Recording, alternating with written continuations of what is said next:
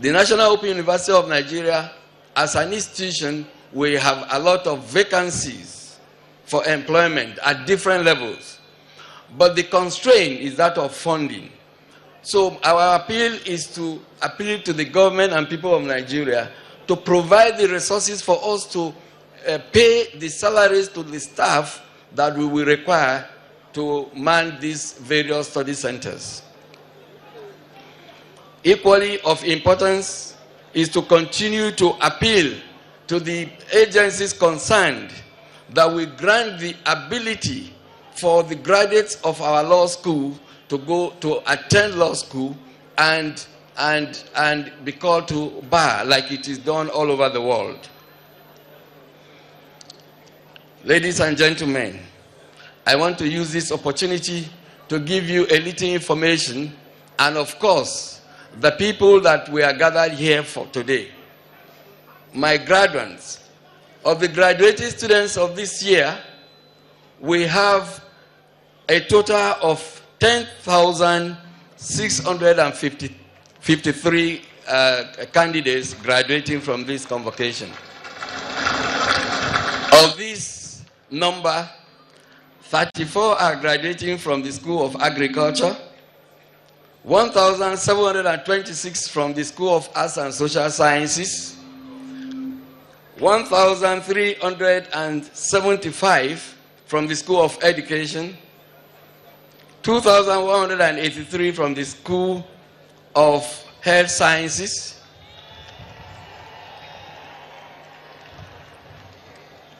that means Nigeria is very healthy. I know you are going to surmount the pressure of the Lassa fever. But as an ecologist, Lassa fever is an advantage to save the lives of rats. And I know that my brothers from TV land, we have to change the most preferred meat now and try to eat some goats and some sheep and some maybe beef. We also have 283 from the School of Law. We have a total of 3,790 from the School of Management Sciences. And from the School of Science and Technology, we have 1,242 candidates. While in the Center for Lifelong Learning, where we give skill acquisition, we have 20. Ladies and gentlemen, of all these over 10,000 graduating students, because of the high quality maintained in open and distance learning and in the National Open University of Nigeria, we have 15 candidates graduating in the first class division. I have to mention that of these first class candidates, we have some special candidates whose names I must mention. And I have to mention this because of their peculiarity. Apart from all these graduating candidates, ladies and gentlemen, it is interesting to note that the former president of the Federal Republic of Nigeria, Chief Olusegun Obasanjo, GCFR, is graduating with a master's degree in Christian theology. Having met all the requirements for the award, and this is very unique, knowing the age of our former president and his commitments all over the world. He has been able to go through this course. He wrote over 10 examinations, and he made a very high CGPA of 4.25. And this gentleman is still continuing with his PhD. Of the graduating students also that are of importance of note, because these candidates are serving as role models to all of us, to prove to you that the National Open University of Nigeria has no discrimination against age, class, or status. Among my graduating students today, I want you to listen attentively. because you can't miss this. The Emir of Hadejia, who is also the chairman of the Traditional Council of Jigawa State, and a chancellor of a federal university, the University of Uyo, is graduating with a degree in peace and conflict resolution. The paramount ruler of Ogu, His Royal Highness Felix Okechukwu Asadu, is also graduating during this convocation. Ladies and gentlemen, I have a gentleman who is a retired Rear Admiral from the Nigerian Navy, Rear Admiral Orisha. This gentleman is over 70 years old. He enrolled into the Open University after retiring from the Nigerian Navy. He enrolled to read a BSc in mathematics and is graduating with a first class in mathematics.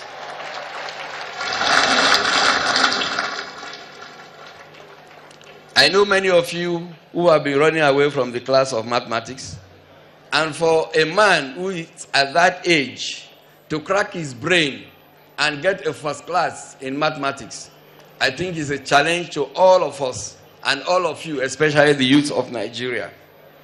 I have Chief Femi Balogun, the Mayegun and Tuwanse 1 of Islara, graduating with an LLB from the School of Law.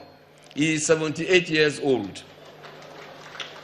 Very important also is the graduation of Mr. Obin Nabede with a B.Ed in English, and this is a visually impaired candidate.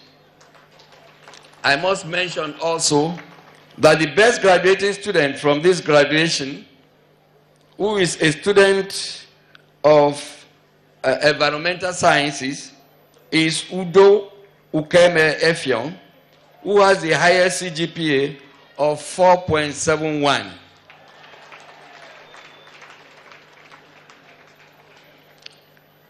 Ladies and gentlemen, I want to commend all my graduates. There is also a very interesting candidate, a lady who is 52 years old, a mother of 12, and a grandmother of 8, and a civil servant, graduating with a first-class degree in Islamic studies from Gulak Study Center. Gulak is in the area where we have insurgency now. With all these problems, this lady has been able to manage her home, manage her affairs, enroll into the Open University, and graduating with a first class. Ladies and gentlemen, even though Mr. President, who is represented by Okoje, and Okoje being my boss, has warned me not to crack any jokes here today. And that is why you can see that I am very nervous. But I don't have any choice. I don't have any choice because Professor Okoje has stimulated me. There is this family who is a modern family, and they believe that you do not have to beat your children when they commit an offense. And this story was told to me by one of our very famous comedians in Nigeria. A child committed an offense, and instead of showing him the cane, they decided that the child will no longer eat together with the family as a punishment. So the child, they will set his table apart, and when they are eating, he will eat alone. So when the family got some visitors and they set a table apart for the child as a punishment, the child being naughty, while everybody was eating, the visitors asked, why is this child separated?